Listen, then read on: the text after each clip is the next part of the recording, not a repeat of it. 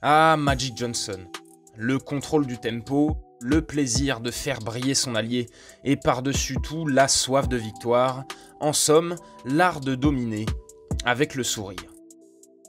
Magic, c'est l'incarnation du Showtime qui a fait vibrer les fans des Lakers pendant plus d'une décennie, contre-attaque fulgurante, vision de jeu surprenante, caviar plus délicieux les uns que les autres, Magic Johnson aura donné envie à beaucoup d'entre nous de le copier, pourtant personne n'est capable de l'imiter, et encore moins de l'égaler.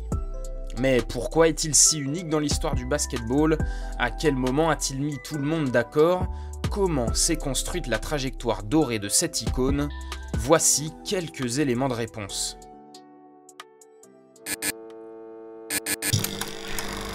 On the floor for the Bulls, along with Michael Jordan.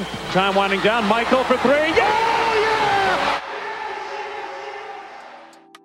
13 saisons en NBA, 13 saisons avec une tunique faite d'or et de pourpre, les Lakers ont construit leur légende, en partie autour de Magic Johnson. L'emblématique maestro, lui, n'attend personne pour écrire sa propre histoire. Revenons aux prémices d'une carrière d'exception.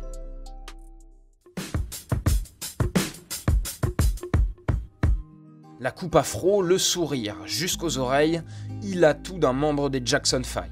Pourtant, c'est avec un ballon orange qu'Ervin Johnson fait le spectacle. En 1977, le gymnase de l'Everett High School voit éclore un joueur fabuleux. Lansing est la capitale de l'État du Michigan, c'est aussi le berceau d'Ervin Johnson, né en 1959 et quatrième enfant d'une famille de 9 bambins. Déjà double champion du district de Lansing au collège, le bonhomme tient une réputation dans les environs. Le légendaire George Gervin, vedette des Spurs dans les années 70, et lui aussi issu du Michigan, peut en témoigner. Il a souvent l'occasion de tâter le ballon avec le jeune Ervin lorsqu'il est de passage dans le coin, et dès le premier contact, V. Iceman a su qu'il avait affaire à un talent générationnel. He understood how to win. He was all about winning. He made people around him better. He made people around him better at 14. So his potential was scary, and I think he reached his full potential and having a super career he had, as an NBA player.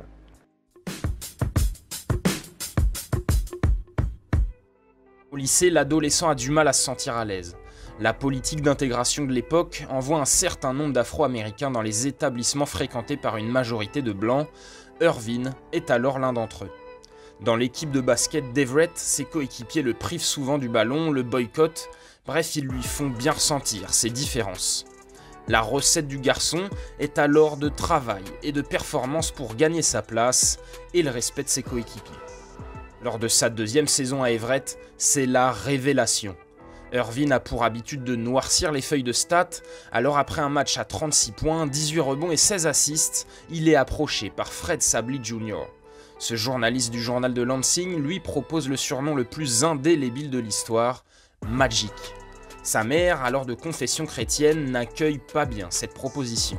Pour elle, c'est carrément un blasphème. Mais rien n'y fait, son fils est un véritable magicien et le surnom prend de l'importance. Tellement d'importance que bon nombre de fans ignorent que Magic s'appelle en réalité Ervin Johnson. Dernière année au lycée, il est temps de terminer en beauté. Ervin Magic Johnson saccage les équipes adverses à coups de 28,8 points et 16,8 rebonds de moyenne. Everett remporte 27 de ses 28 matchs de championnat cette année-là et se hisse jusqu'en finale de l'État du Michigan. Face au lycée de Brother Rice, Magic se sert de sa taille pour dominer dans la raquette.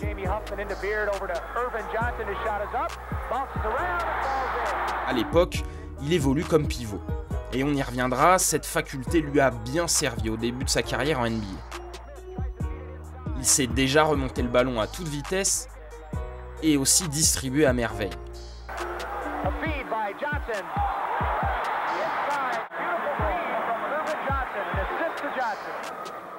Lors de cette finale, Kevin Smith force une prolongation grâce à ce tir miraculeux.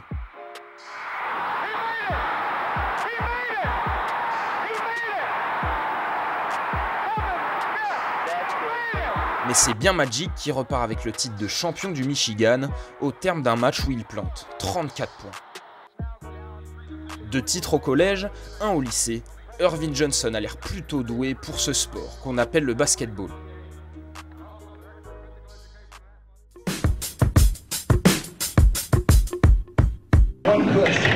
No, next year I will be attending Michigan State University. Sa carrière universitaire se déroule en toute logique à la fac de Michigan State, équipe de cœur de son père Irvin Senior. La rencontre avec Jude Heathcote marque un tournant dans la carrière de Magic. Le coach des Spartans a une révélation, il veut l'installer au poste de meneur.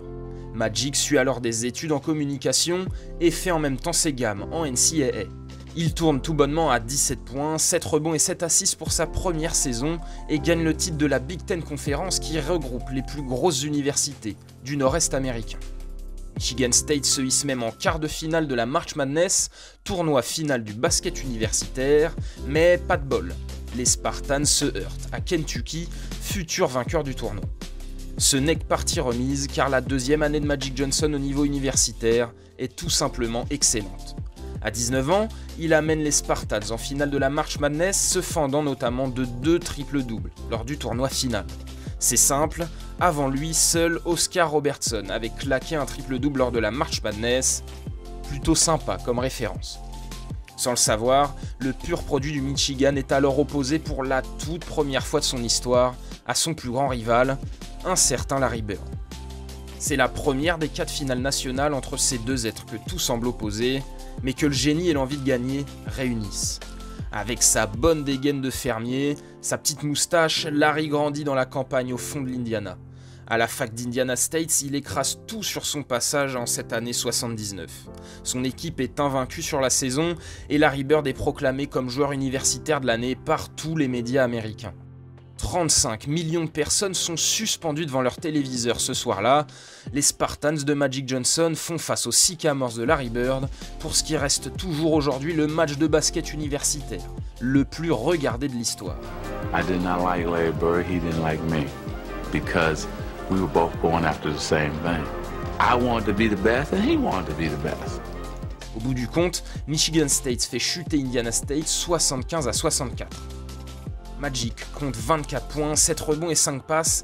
Le jeune homme porte son université sur le toit des États-Unis pour la première fois de son existence et repart en prime avec le trophée de Most Outstanding Player ou meilleur joueur du Final Four. Allez, un petit résumé ne fait pas de mal. Il est donc 2 fois champion du district de Lansing au collège, champion de l'État du Michigan au lycée et vainqueur de la NCAA à l'université.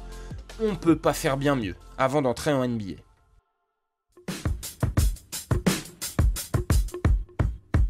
Car oui, après le triomphe à l'échelon universitaire, il est grand temps de s'attaquer aux stars de la NBA. Et la carrière du meneur de 2,06 m se joue alors à pile ou face. Call it. Call it, yes. For what? Just call it. Ouais, laisse-moi t'expliquer. À l'époque, le premier choix de la draft est attribué à la plus mauvaise équipe de l'Ouest ou à la plus mauvaise équipe de l'Est. Et pour départager les deux cancres de la saison précédente, tout se décide avec une pièce.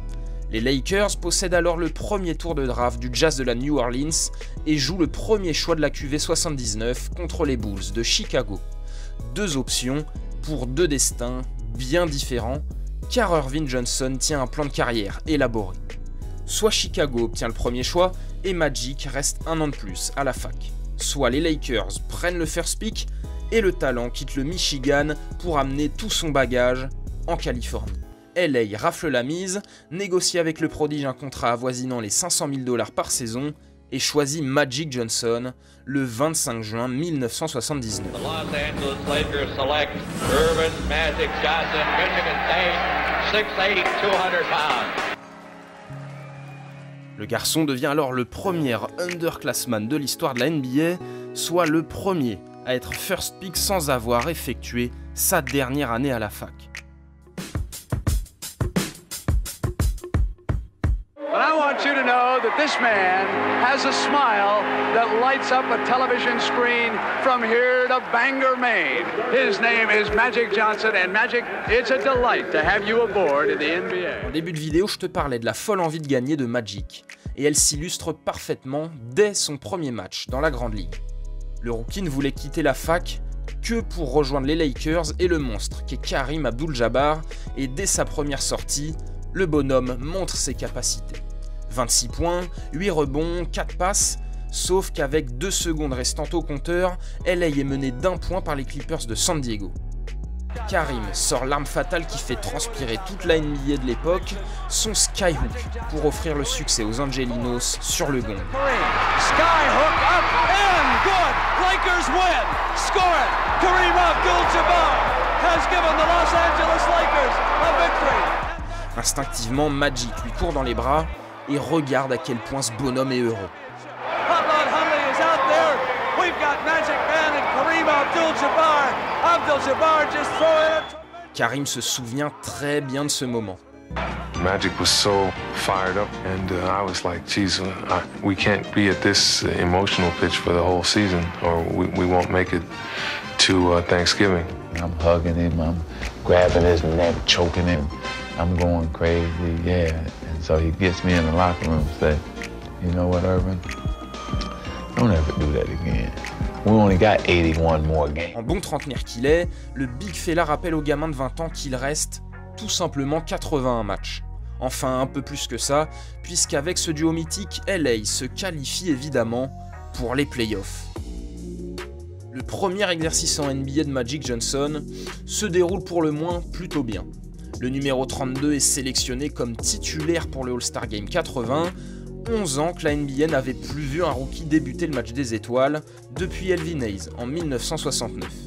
Le gamin du Michigan ne réalise évidemment pas son meilleur All-Star Game, il est même éclipsé par son mentor, George Gervin.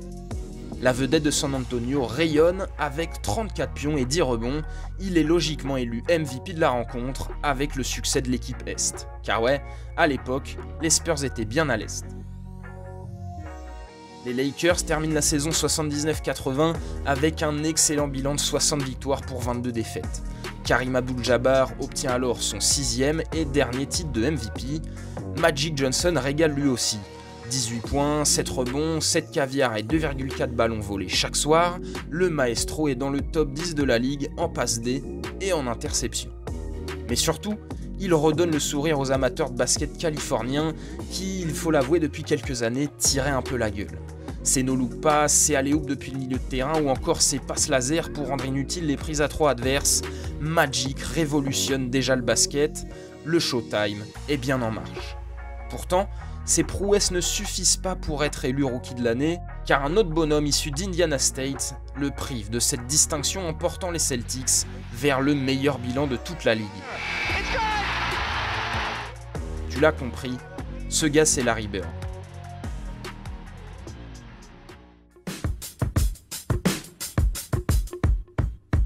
Après une première saison régulière bien réussie, qu'en est-il de la première campagne de playoff de Magic Johnson ? Exemptés du premier tour à la faveur de leur meilleur bilan à l'ouest, les Angelinos jouent les Suns du virevoltant Paul Westphal en demi-finale de conf. Le Game 2 de la série est historique, Abdul-Jabbar, Magic, Jamal Wilkes et Norm Nixon forment alors les 4 fantastiques des Lakers. Et lors de ce match, ils inscrivent tous au moins 25 points, à plus de 50% au tir. En face, Westphal et ses 37 pions ne sont pas suffisants. Magic enregistre même son premier triple-double en playoff avec 25 points, 13 rebonds et 11 assists, rien que ça. LA s'impose alors 131 à 128 au bout de la prolongation. Les Purple and Gold évincent ensuite Phoenix en 5 matchs.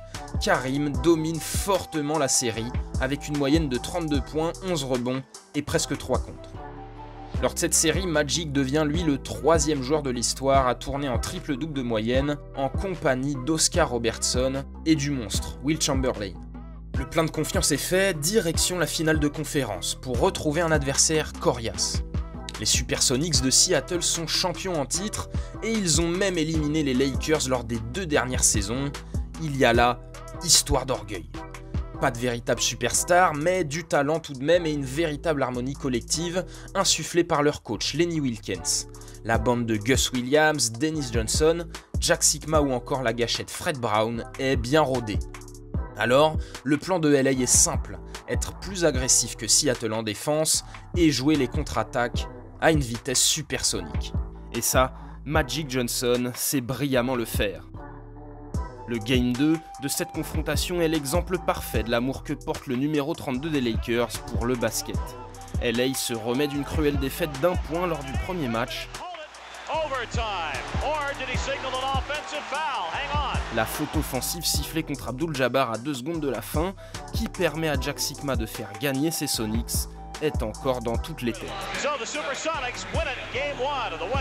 La tête de Magic, elle, est tout simplement brûlante, à l'entame d'une rencontre déjà cruciale. 38 degrés de fièvre pour le rookie, pas d'inquiétude, le gamin de Lansing s'en sort avec un triple-double et Los Angeles égalise. Derrière, Seattle ne résiste pas à la force de frappe de Los Angeles, à tel point que Magic se permet une petite dédicace à ses parents en préambule du dernier match de ses finales de conférence.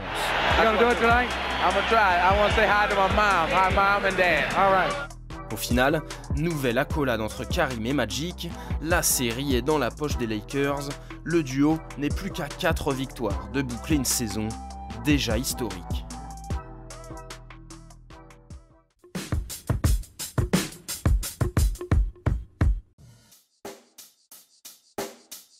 Alors à l'ouest, Abdul-Jabbar domine, mais la star de la conférence Est, l'icône du basketball de l'époque, c'est Julius Erving.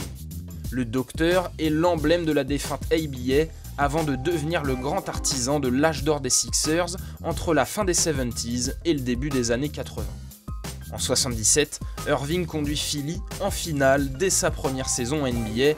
Il remet donc cela 3 ans plus tard en écartant les Bullets de Washington, les Hawks d'Atlanta, puis les Celtics de Boston. Oui, on était tout près du volume 2 des finales savoureuses entre Larry Bird et Magic Johnson. Enfin, tout près c'est un bien grand mot, car malgré 3 premières rencontres serrées, les 6 du rookie de l'année craquent sur la fin et perdent 4-1 au profit de Philadelphie. Les Lakers de Karim et Magic font ainsi face au freak Julius Erving et à sa troupe de soldats tels que Maurice Cheeks, Daryl Dawkins ou le Rock, Caldwell Jones. Sauf qu'avant la venue de Moses Malone en 82, Philadelphie ne peut rien faire, et je dis bien rien, contre Karim Abdul-Jabbar. Le Big Fella se régale en attaque avec 33 points de moyenne lors de ses finales et se montre carnassier en défense avec 13,5 rebonds et 4,5 contre, autoritaire. Le meilleur marqueur de l'histoire de la NBA est évidemment le joueur clé de l'ensemble de ces finales 80. Même le coach des Sixers, Billy Cunningham, en vient à déclarer « On a vite conclu qu'on n'arriverait juste pas à contenir Karim !» Sacré aveu de faiblesse, l'air de rien. Alors voilà le détail des premières finales de l'histoire de Magic Johnson en NBA. Lors du Game 1, tout roule pour Los Angeles. Le Forum d'Inglewood assiste à une victoire 109-102. Les Lakers lancent bien leur finale. Magic frôle le triple-double avec 16 points, 9 rebonds et 10 passes, tandis que Karim survole la rencontre, 33 points, 14 rebonds, 5 passes, 6 contre. C'est beaucoup pour celui qui incarne la même année le copilote Roger Murdoch dans Y a-t-il un pilote dans l'avion? My name is Roger Murdoch. I'm an airline pilot. I think you're the greatest, but my dad says you don't work hard enough on defense. And he says that lots of times you don't even run down court. And that you don't really try, except during the playoffs. The hell I don't. Le deuxième opus des finales est bien différent. Philly se rebelle dans le sillage du trio Dr. J, Double D et Mo. Les 38 unités de Karim et la nouvelle maestria de Magic n'y peuvent rien, c'est le 6e homme Bobby Jones qui sonne le succès des Sixers, 107-104.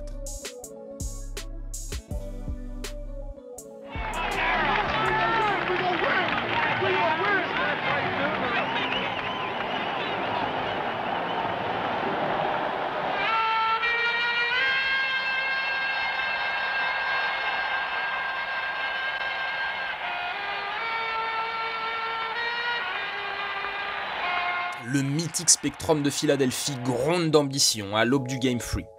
LA se charge de refroidir la salle d'entrée, plus 8 après 3 minutes de jeu, plus 13 à la fin du premier quart-temps, le match est dominé de bout en bout par les Angelinos. Karim continue son chantier avec 33 points et 14 prises, Magic n'a lui pas besoin de forcer son talent, mais nous gratifie toujours de sa créativité sans limite. 2-1 pour LA, le match 4 accouche d'une opposition serrée tout du long.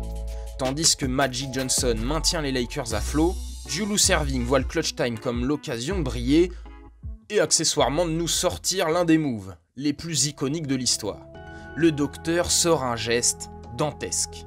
It's 89-84. Sixers and they get inside. Unbelievable. Julius Erving. Ray Jones with the ball. Finds Julius Erving. Drives to the basket. Goes up and... unbelievable shot. Listen to the fan. Watch this fantastic move by the doctor. Julius in the air, palming with the right hand. Floating, reaching, and spinning it in. Incredible. Le temps s'arrête quand il est en l'air. Le baseline move entre au panthéon de l'esthétique du basket. Aux premières loges, Magic ne peut s'empêcher d'admirer.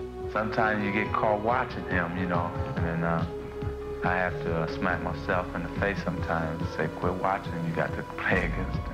Portés par cette intervention divine, les Sixers l'emportent 105-102 et reviennent à 2 victoires partout. Vient alors le Game 5, une histoire de sueur, d'envie et de coups. Bref, d'efforts collectifs, mais aussi d'une bataille au sommet entre les 2 superstars de la ligue. Car si Julius inscrit 36 pions, Karim en plante lui 40, assaisonné de 15 rebonds et de 4 contres. À la baguette des Lakers, Magic réussit son premier triple-double en finale NBA, mais la confusion créée par cet engagement sans borne de la part des 2 équipes trouble sa sérénité. Résultat, 10 pertes de balles, un bon quadruple-double à la Westbrook, diront les mauvaises langues. En fin de 3e quart, Abdul-Jabbar se saccage la cheville sur cette action. La tension monte dans les tribunes du forum, l'inquiétude s'empare du banc des Lakers. Ce malheur est en fait le premier grand tournant de la carrière de Magic Johnson. Le meneur prend entièrement les rênes de l'équipe et à la surprise des générales, LA fait le trou en l'absence de Karim. Le légendaire pivot serre les dents et en guerrier qu'il est, il revient pour l'ultime carton. Malgré un gros coup de chaud de Julius Erving avec ses 16 points lors des 8 dernières minutes, le Big Fella a bien le mot final et ses Lakers s'imposent 108-103. Plus qu'une victoire et les Angelinos seront sur le toit des États-Unis.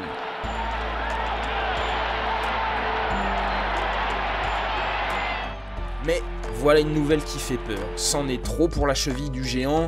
Karim Abdul-Jabbar ne sera pas du voyage à Philadelphie pour le match 6.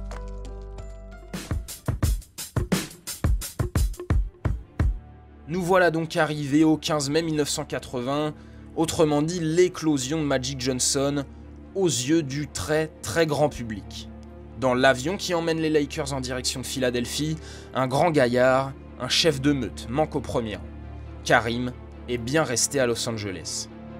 Alors, un garçon de 20 piges, première saison NBA, prend sa place en tête de gondole. Il décide de montrer la voie à ses coéquipiers, tous dégoûtés que le Big Fella ne soit pas de la partie. Le jeune Magic discute avec le coach Westhead, il se sent chaud pour débuter au poste de pivot lors de ce Game 6 décisif. Le scepticisme est de courte durée, car tu te souviens, Ervin a évolué au poste 5 au lycée, et comment dire, il enchaînait les carnages. Le changement inspire souvent la crainte, mais ce Magic est différent, et il est bourré de confiance.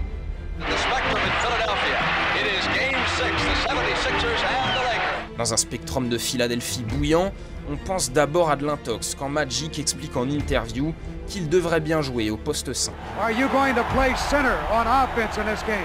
Yeah, I will be changing from center to forward on certain plays, depending what play we call. I will be playing some center and forward. Et lors de l'entre-deux, la tendance est confirmée. Le big man de ce match pour LA se nomme bien Ervin Johnson. Les observateurs sont évidemment abasourdis. Très vite, ils deviennent admiratifs. En même temps, Magic force le respect. 22 points en première mi-temps, une flopée de rebonds et carrément un hook à la Karim pour contrer la détente de Julius Erving. La masterclass est en marche. Petit à petit, Magic reprend les bonnes habitudes, il aime bien avoir la gonfle en main, contre-attaque fulgurante, passe pour l'autre bonhomme de ce match qui est Jamal Wilkes, et sur un drive musclé, The Magic Man donne 14 unités d'avance à LA, les fans philadelphiens sont bouche bée. La bande de Dr. J se doit de réagir, après un sursaut d'orgueil, l'écart n'est plus que de +2 pour les Lakers, à 5 minutes de la fin. Mais ce soir-là, la grâce touche Magic Johnson et son compère Jamal Wilkes, qui inscrit quand même 37 pions. Putback, lay-up autoritaire, dunk bien saignant, Magic est bien la star de ces Lakers au cours de ce match 6. Plus de doute, l'absence de Kareem Abdul-Jabbar est oubliée. Le rookie achève son clinique par une passe tout-terrain, puis inscrit ses 13e et 14e lancers francs du soir en autant de tentatives. Score final, 123-107. Le docteur devra se faire prescrire quelques cachets pour faire passer la pilule, car l'histoire est bien réelle. Un rookie de 20 ans, meneur de formation, débute en tant que pivot et sort la performance considérée par beaucoup comme la plus aboutie de l'histoire des finales NBA. 42 points, 15 rebonds, 7 passes pour une victoire sans accroc. Le premier titre de champion de la carrière Magic d'Ervin Johnson est là. Pour couronner le tout, le gamin du Michigan est élu MVP des finales en honneur de sa masterclass décisive. Première saison en NBA et Magic accomplit le rêve de tout joueur de basket, soulever le trophée de champion. Le légendaire Rick Barry, désormais reporter pour CBS, l'accoste dans les vestiaires et lui demande alors combien il compte en gagner de la sorte. About 20. Voilà qui définit bien Magic Johnson, un vainqueur né, destiné à dominer où qu'il passe, toujours le sourire aux lèvres.